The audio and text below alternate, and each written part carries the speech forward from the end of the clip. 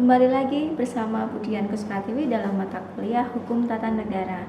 Selamat siang, bismillahirrahmanirrahim. Assalamualaikum warahmatullahi wabarakatuh.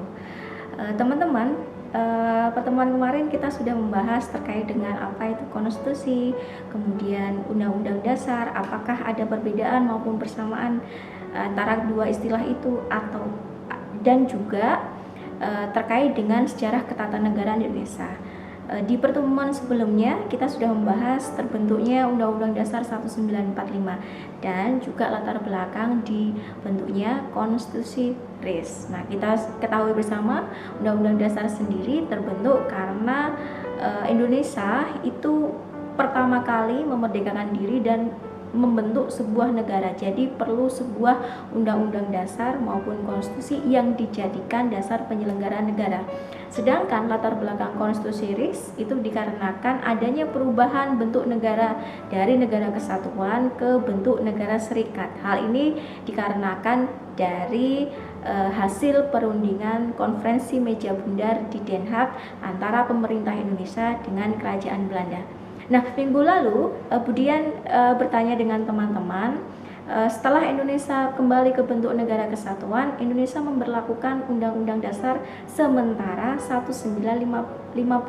Kira-kira apa sih latar belakangnya dan apa sih yang dimaksud sifat kesementaraan ini? Oke, kita bahas bersama.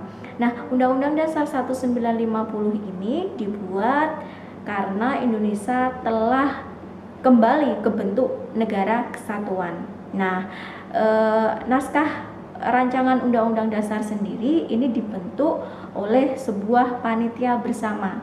Nah, pada tanggal 12 Agustus 1950, panitia bersama ini telah mengesahkan rancangan Undang-Undang Dasar.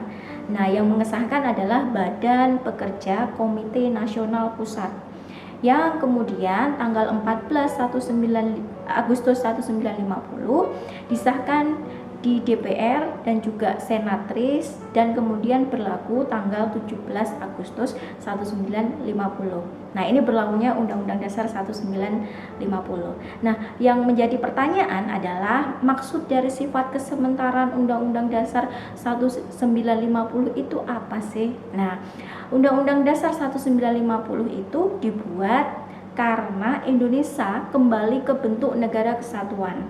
Nah, pada waktu itu kita tidak memilih ke Undang-Undang Dasar 1945.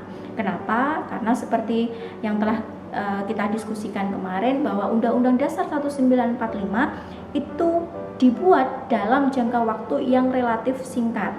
Karena dalam jangka waktu yang relatif singkat inilah maka dirasa masih banyak hal-hal yang belum sempurna diatur dalam Undang-Undang Dasar. Hal inilah yang kemudian mendasari tahun 1950 bangsa dan negara Indonesia tidak kembali ke UUD 1945.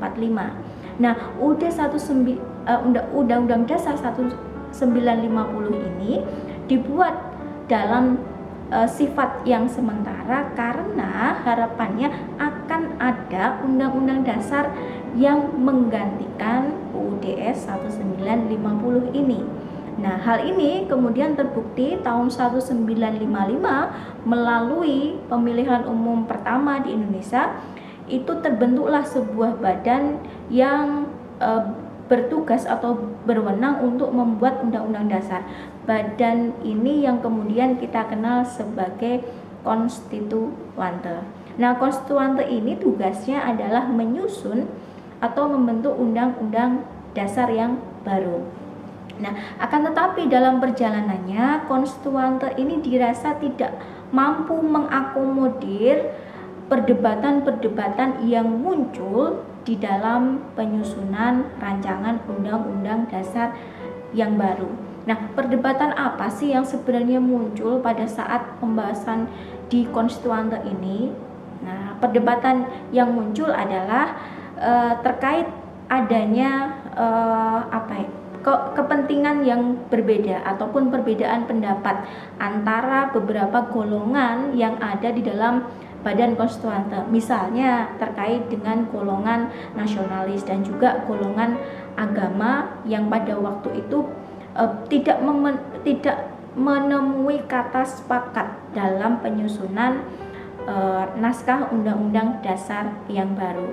Nah, di pihak yang lain, di sisi yang lain, ternyata bangsa Indonesia yang merdeka tahun 1945 ini dirundung berbagai hal yang situasinya tidak stabil, baik itu keadaan ekonomi maupun keadaan politik. Akhirnya tahun 1959, karena situasinya itu sudah sangat genting dan konstituante itu hasilnya tidak keluar undang-undang dasarnya, maka Presiden Soekarno kemudian mengambil inisiatif untuk mengeluarkan Dekret Presiden 1959.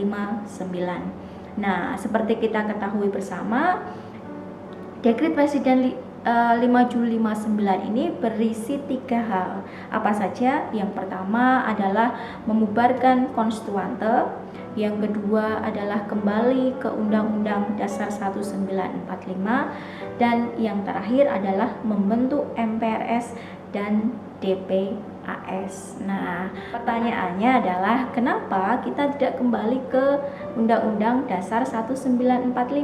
Nah, silahkan teman-teman menganalisis dan memberikan komen atau jawaban di kolom komentar yang ada. Terima kasih, sampai jumpa di pertemuan mendatang. Wassalamualaikum warahmatullahi wabarakatuh.